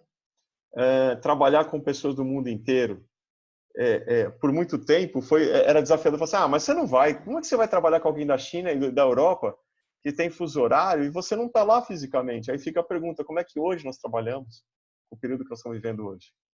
Então, fato que isso vai ter que ser ágil cada vez mais, e parte dos métodos ágeis está muito em saber lidar com pessoas, isso também vai ser muito legal. Então, as montadoras vão cada vez precisar mais e possivelmente segmentar pequenos projetos com entregas em tempo menor. Isso é uma tendência e eu concordo com você. Vai lá, Vitão. Bom, agora a próxima pergunta é do Gleudson Rocha. Professor, na sua opinião, como ficará o cenário de P&D no que se refere à eletrificação do powertrain? E qual será a tendência das montadoras? Desenvolver aqui no Brasil ou nas matrizes? Olha, eu vejo que a tendência é desenvolver em matriz, inicialmente. Onde a gente tem muita oportunidade é quando a gente começa a pensar a curto prazo. Tá? Vamos pensar de curto prazo, supondo que a gente já tivesse agora uma grande quantidade de veículos elétricos. Em pós-venda. E aí fica uma dúvida para a gente trazer o P&D para o Brasil, em termos de veículos elétricos. O elétrico de outros países serve aqui, igualzinho? Porque quando não servir, porque tem fatores que são realmente que são novos, a gente não conhece, né? Tudo que acontece aqui pode ser diferente, a carga, né? A gente começa a pensar o ciclo de uso, a severidade de uso. A hora que a gente tiver algo que são particulares ao nosso mercado, aí uma oportunidade da gente ter algo para nós. Ao mesmo tempo, temos engenheiros capacitados, temos capacidade de desenvolver o que a gente precisa, mostrar isso com resultado prático no mercado, trazendo os projetos para o Brasil, entregando de forma realmente em excelência. Ok? Vai lá, Vitão. Bom, o próximo agora vai ser do Lucas Araújo. Levando em consideração o crescimento do car sharing, sobre em aplicativos como Uber, 99 Taxi, BlaBlaCar e etc., o senhor crê que as montadoras investir em prestações de serviço como receita também, ao invés de somente fabricar veículos? Ah, com certeza. A verdade é a seguinte, chegou um ponto que, por exemplo, quanto mais vantajoso era você financiar um veículo do que produzir. Quem tinha mais lucro? O banco que financia ou a montadora que produz? Vamos fazer agora um paralelo nisso com as empresas que alugam veículos e as empresas que produzem veículos. A partir do momento que é apontado que pós-venda tem uma grande oportunidade e uma grande necessidade, eu posso avaliar como car sharing já pós-venda. E aí começa o seguinte, para que eu vou comprar o carro? Uma pergunta, tá? Não uma afirmação. Se eu posso alugar esse carro a um preço acessível. Nesse sentido, essa grande necessidade de aumentar a receita e ser pressionado por tecnologias, com certeza as montadoras já estão fazendo isso, estão agora pensando em atuar como as empresas que alugam os veículos, né? E aí, mais do que isso, que alugar o veículo, que trazem soluções de mobilidade para a sociedade. Porque não adianta só alugar o carro. O que o cliente quer é uma solução de mobilidade. E aí fica um desafio para nós. O Henry Ford tem uma frase que, se ele fosse ouvir o cliente, na época dele, do que o cliente pedia, ele faria um cavalo que corre rápido, e não um carro como ele fez.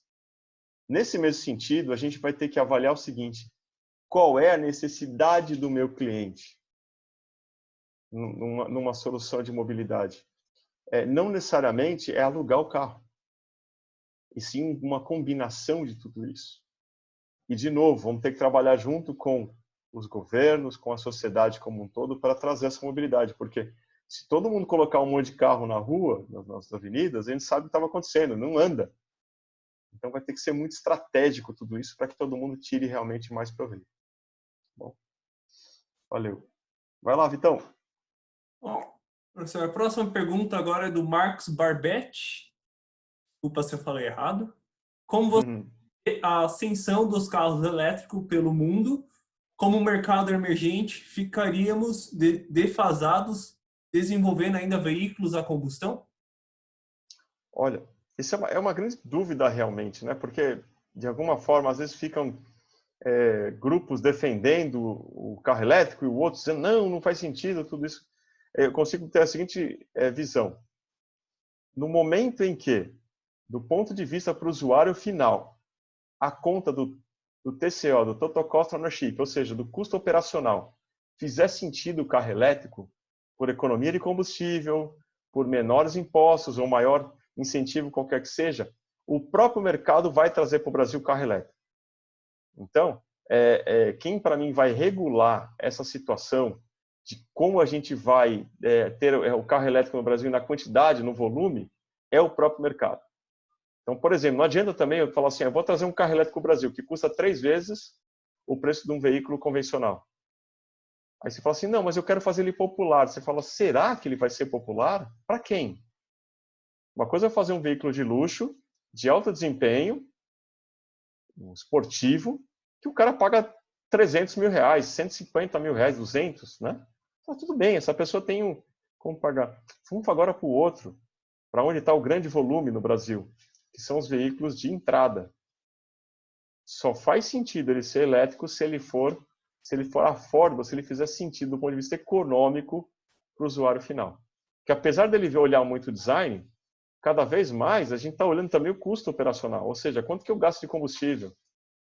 Então a resposta é o mercado quem vai dizer, e quem conseguir entregar um veículo elétrico com um preço coerente, com um preço justo, vai arrebentar, com certeza.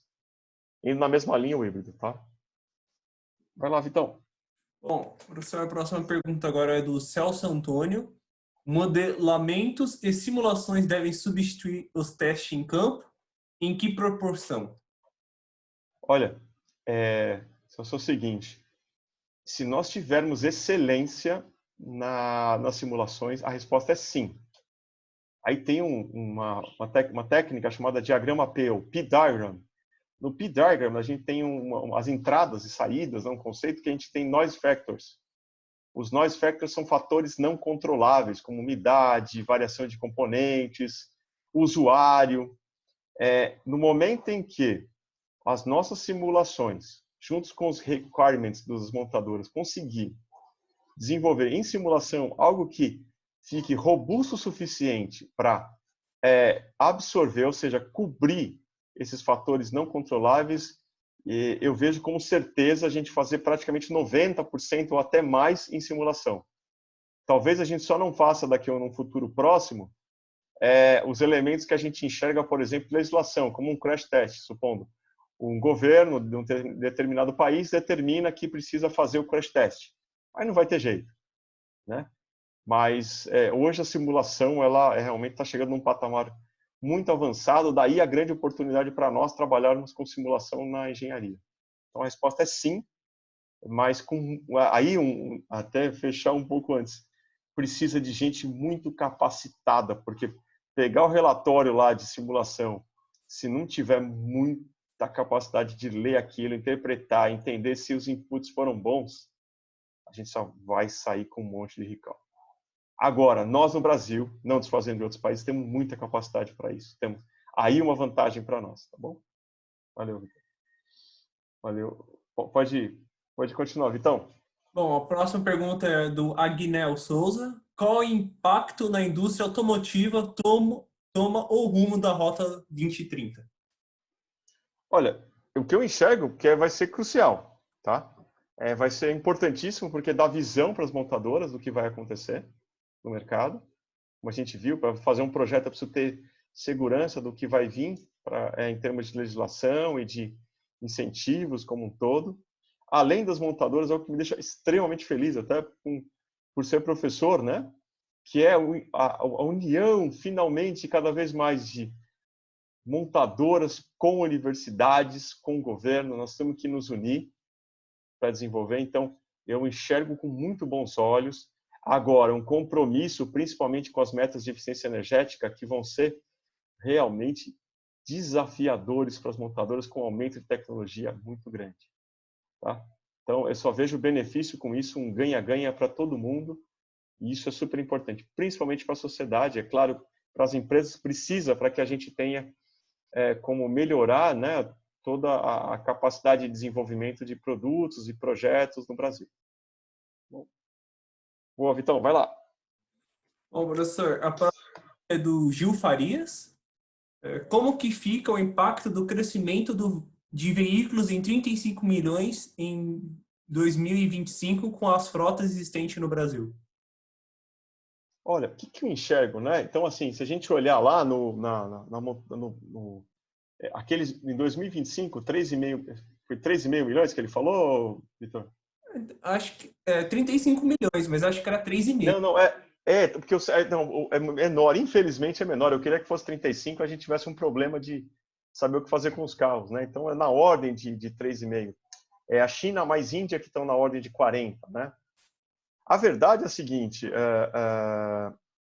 o desafio para nós vai ser renovar a frota, vai ser a gente trabalhar com tudo isso, mas lembra do seguinte, o quanto o nosso veículo, se a gente fizer uma comparação de renda per capita e preço dos veículos, o quanto a gente tem que realmente melhorar tudo isso. Então, é 3,5.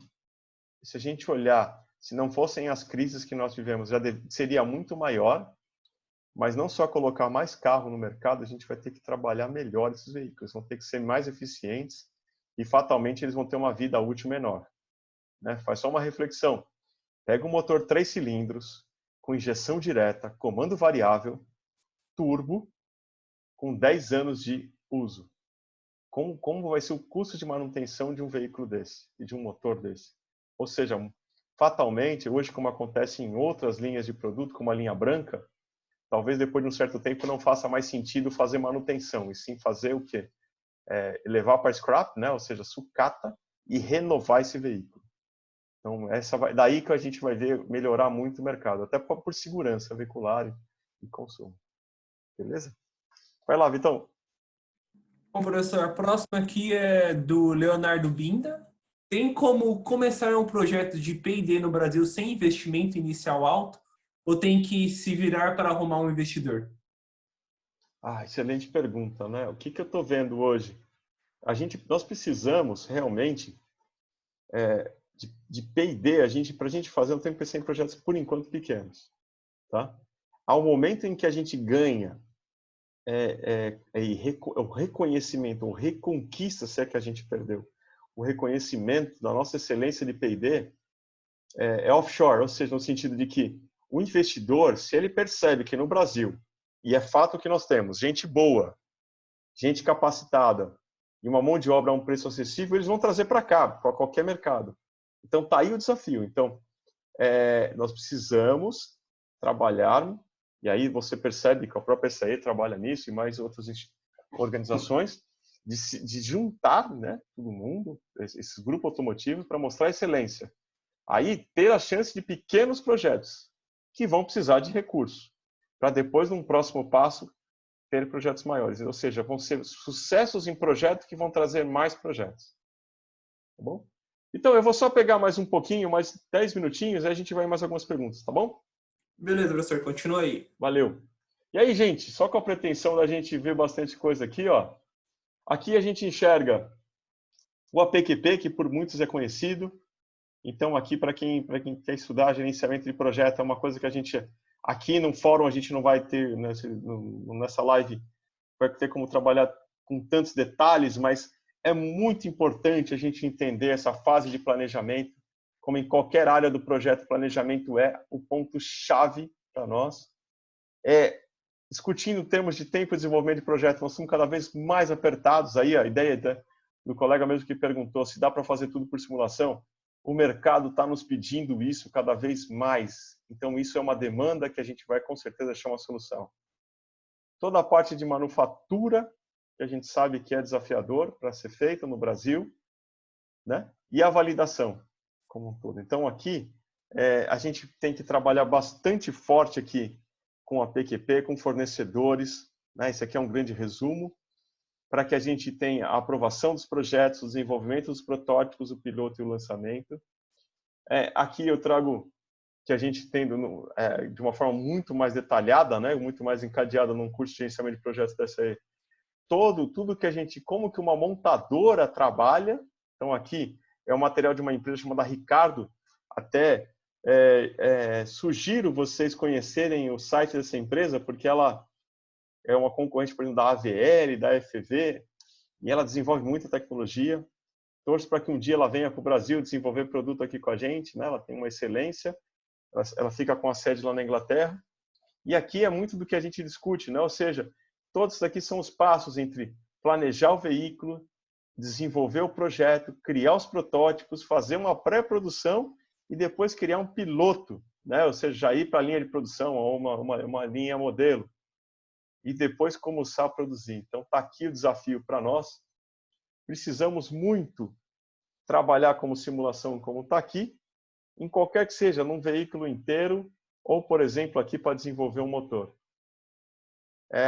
Tudo isso que a gente tem aqui, estudando, por exemplo, lá com a parte de calibração de motores, que é puro aqui nesse momento aqui, gerenciamento de projeto automotivo, cada uma dessas fases, porque é muita gente trabalhando junto, a gente tem que pensar no custo.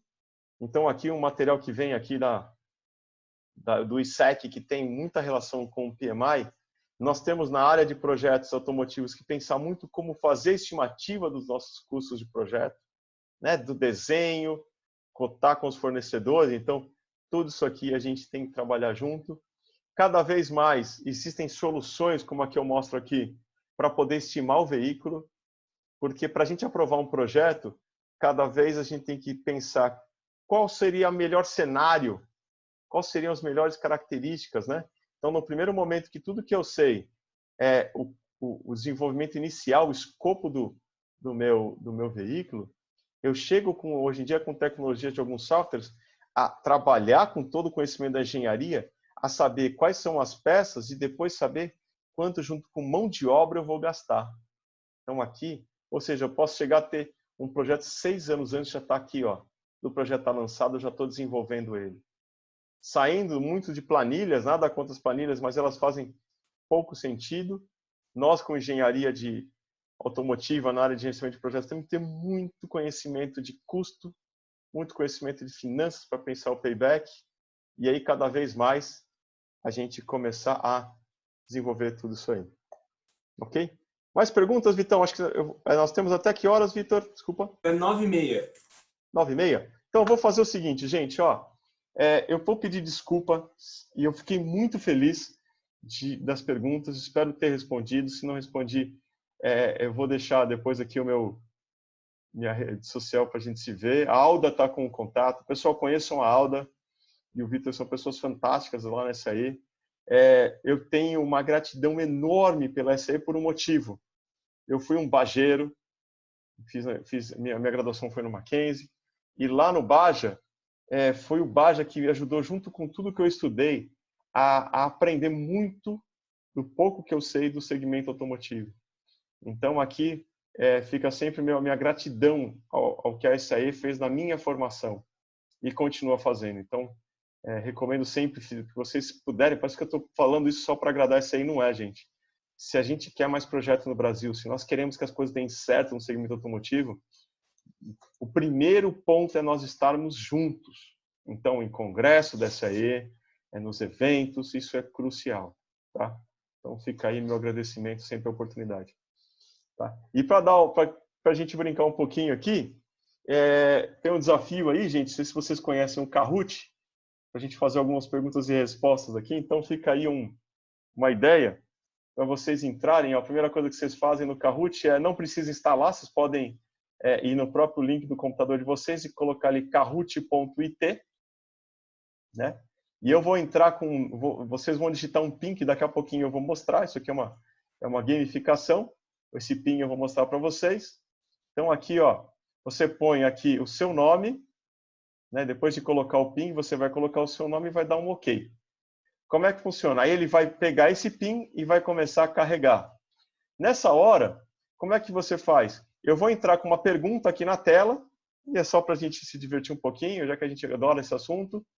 E aí você vai, a resposta certa você vai me dizer se é o item que está em vermelho, né? Então, da pergunta você vai ter as opções ali com as respostas, que vai estar num quadrante em vermelho. Então, no seu celular ou no seu computador, você vai colocar vermelho, azul, amarelo ou verde. Ok? Então, essa daqui. Eu vou só alternar aqui para mostrar para vocês aqui o Kahoot, qual vai ser o PIN, enquanto vocês carregam aí.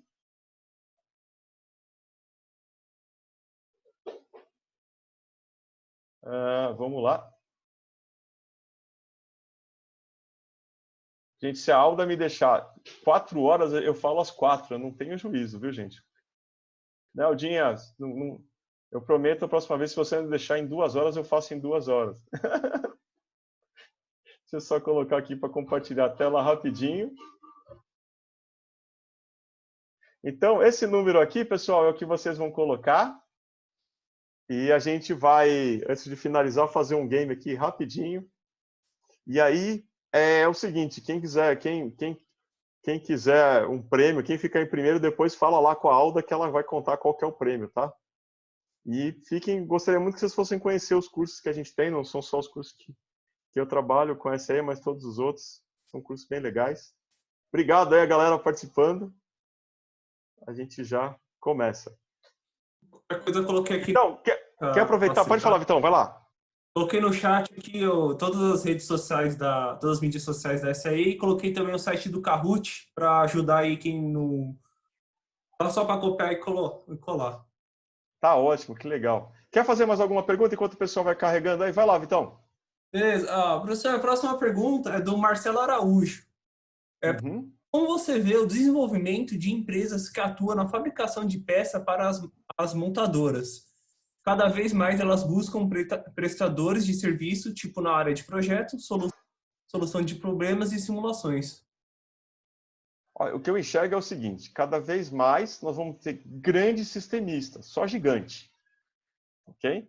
Esses gigantes, quando eles vão ficando grandes, tem um problema. Eles vão deixando de ser, eles vão perdendo a agilidade. Aí que a gente entra.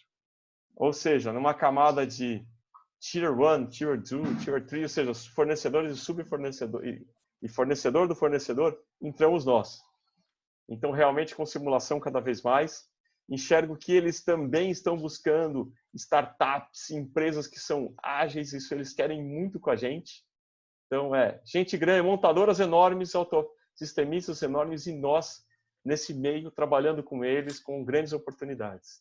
Tá bom? Vai lá, Vitão. Antes de eu começar, vou dar mais 2 minutinhos e a gente já começa. Beleza, professor. A próxima pergunta aqui é do Gil Faria. Existem no Brasil hoje uma capacitação em sistemas EDAS se tratando de segurança? Não sei se falei certo, se fala tudo. Adams, gente, eu sei que existem alguns, inclusive eu sei que a própria SAE tem alguns cursos com essa demanda que podem entrar aí para a gente. Então, existe capacitação e, mais importante do que isso, além da capacitação que é crucial, nós temos pessoas com capacidade. Então, a resposta é sim. Pessoal, vou dar mais um minutinho aí para vocês entrarem, tá bom? Vai lá, Vitão, manda mais uma enquanto a gente espera aqui pelo Kahoot. A próxima aqui é do Álvaro Barbugiani, que é P&D sem investimento. Precisamos ter alto investimento e todos os programas de P&D requerem muito tempo, desde a conceituação até a implementação certa. Aqui no Brasil, onde não temos investimento, como resolver isso? Excelente ponto. Eu entendo o seguinte, um dos pontos é que nós começarmos junto com os governos e as associações como essa aí, a criar sinergia nesse sentido. Então, por exemplo, se a gente tiver centros tecnológicos que têm excelência em determinados assuntos, a gente pode começar a oferecer isso para o mundo inteiro, como a Índia já faz, por exemplo, em software, a China também faz, e começar a competir. Então, com sinergia. Porque aí com simulação, a gente vai dividir todos esses custos por igual. Tá bom? Vamos junto. Isso aí. Gente, eu vou começar, eu vou pedir desculpa se alguém não deu tempo. Dá para entrar, é só entrar com esse mesmo número, vai estar lá embaixo na tela, tá bom? Em função do tempo, até para a gente ouvir um pouco mais vocês, eu quero aproveitar aqui. Então, vou dar um start. Então, em cima aqui vai estar a pergunta, embaixo você escolhe qual que é a resposta, beleza? Vamos lá.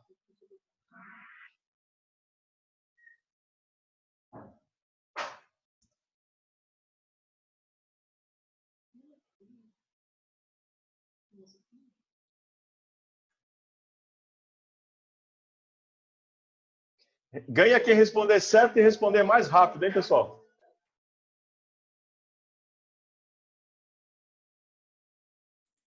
E o que eles vão ganhar, professor, de brinde aí? Vitão, você escolhe, Vitão. Vixe! Qual que é as... Oi? A gente vai combinar no final. Então, as opções, olha lá. Qual que é a tendência do agrupamento de montadoras? Então, gente, o que as montadoras querem cada vez mais é aumentar o ganho de escala. Ou seja, eu preciso aumentar o quê? Gastar menos com os projetos, ou seja, fazer projetos que sirvam para cada vez mais mercados, conseguir produzir mais veículos para poder amortizar o meu ferramental, ok? E ter esse ganho de escala. Imagina uma grande montadora que tem 7, 8 montadoras, um grande grupo, como por exemplo a Volkswagen, ela comprando pneu, comprando pistões, comprando peças. O poder de barganha é muito grande, então é isso que se busca, essa sinergia. E não só comprando, mas também cooperando uma com a outra. Ok? E aí, oi, Joaquim! Parabéns aí, William, José, Felipe, Elisângela. Que legal. Vamos lá, eu estou torcendo aí para... Vamos lá, então próximo, hein, pessoal? Quem responder certo e mais rápido, quem ganha?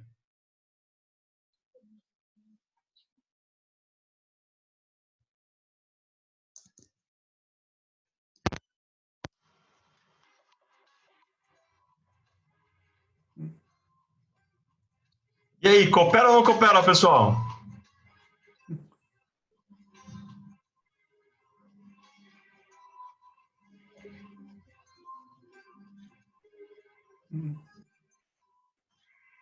É isso aí, gente. Alguém esbarrou no vermelho aí, né?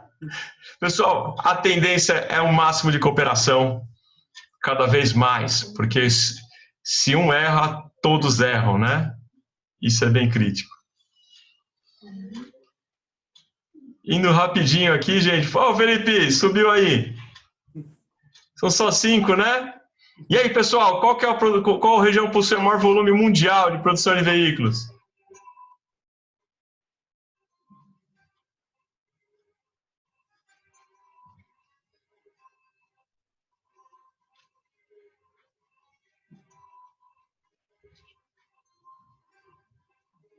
Professor, acho que você deixou a resposta ali na imagem. É isso aí, gente. A Ásia como um todo, né? Principalmente China. Oi, Vitor, você comentou alguma coisa? Fica à vontade. Professor, acho que você acabou deixando a resposta na imagem ali. Ah, é? É, mas foi de propósito, porque assim é o melhor jeito de aprender. Ah! Vê se estão espertos. É isso aí, Vitão. Você sabe que uma vez eu dei uma prova que todas eram múltipla escolha e todas estavam corretas. Foi o dia que o pessoal mais estudou. Foi muito divertido, foi legal. Olha lá. Ô, Joaquim, de volta aí. E a penúltima agora. E aí, consumo de combustível, como é que vai ficar no mundo todo, pessoal?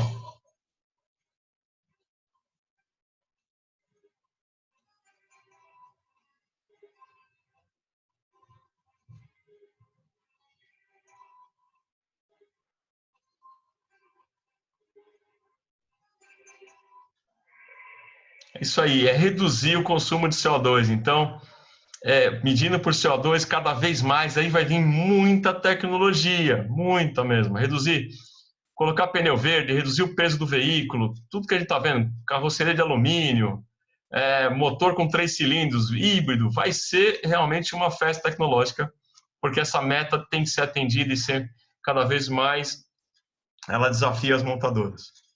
E aí, por último, vamos ver quem que vai ganhar esse quiz aqui, hein? 5 de 5 aí. Essa vale o dobro, hein?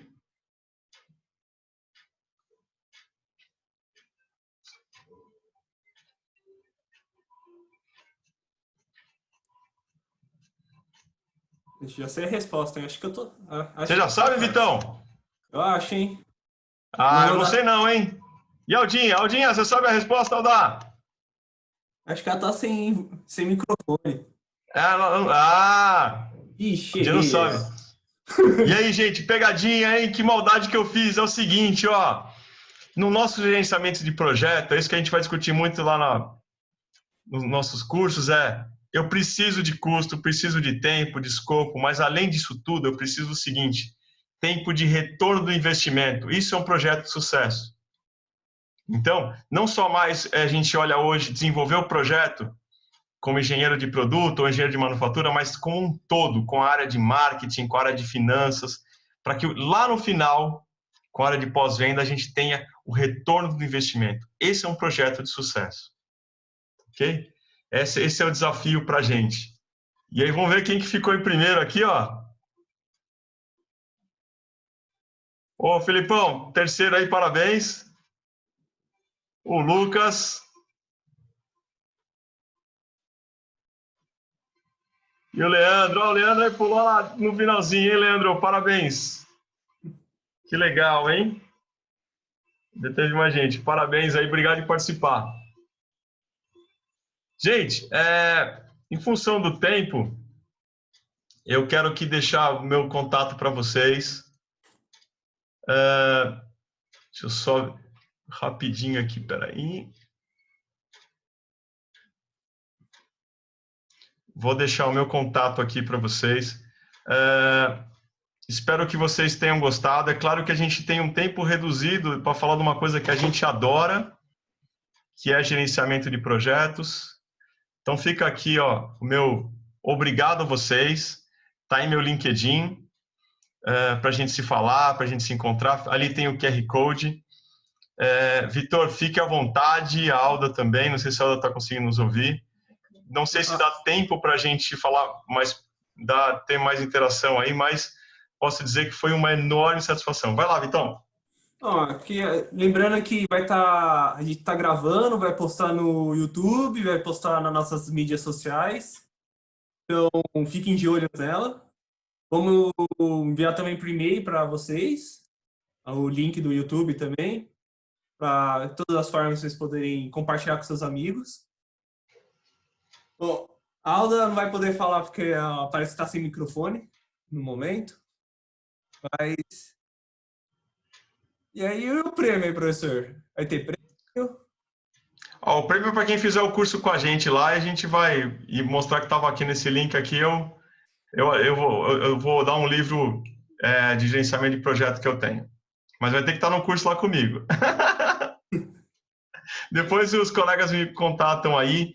Para os colegas eu mando, a gente pode interagir, a gente brinca, ver o que a gente faz do prêmio aí de um livro de gerenciamento de projeto, vai com o colega, eu mando para ele, e se ele estiver comigo no curso, a gente faz alguma coisa assim, tá bom? Pessoal, em função do tempo, a gente não consegue responder tudo, fiquei muito feliz. Queria pedir uma coisa para vocês, os que puderem aí abrir a câmera aí, vou dar um stop share para conhecer vocês, para a gente se ver. Se vocês puderem, aí abre aí para a gente conhecer a todo mundo aí. Opa! Aí, todo mundo. Aí, Gabi. Que bom ver vocês com os colegas que eu já conheço. Professor. Oi. Eu sou o Álvaro. Tudo bem, Álvaro? Um prazer. Eu participo aí na Regional São Paulo, junto com o Colósio, tá? Ah, que legal. Obrigado pela presença. Foi uma honra. Eu só consegui entrar no final aí, mas valeu. Valeu, brigadão. Obrigado. Gente, eu vou dar um print screen aqui. Deixa eu tirar uma foto com vocês aqui, peraí. E dar as 2 páginas. Pessoal, mais do que crise de qualquer coisa, que tem vontade, que isso só depende da gente. Então, obrigado por acreditar, por estar aqui. Estou super feliz. Espero ter vocês lá na rede social, quem eu não tenho. E vamos acreditar. Tendo formação em engenharia ou não, nós somos audaciosos, tá bom? Então, vamos junto, tá legal? Grande abraço para vocês. Espero que a gente se encontre aí pela SAE, por todos os locais. Beleza? Valeu, tchau aí, professor. Tchau aí, galera. Boa noite a todos. Boa noite. Vencer todos os desafios aí, tá bom? Boa noite, um abraço. Valeu, brigadão. Tchau, tchau. Obrigado, Alda. Obrigado, pessoal. Nossa, quanta gente mal encarada.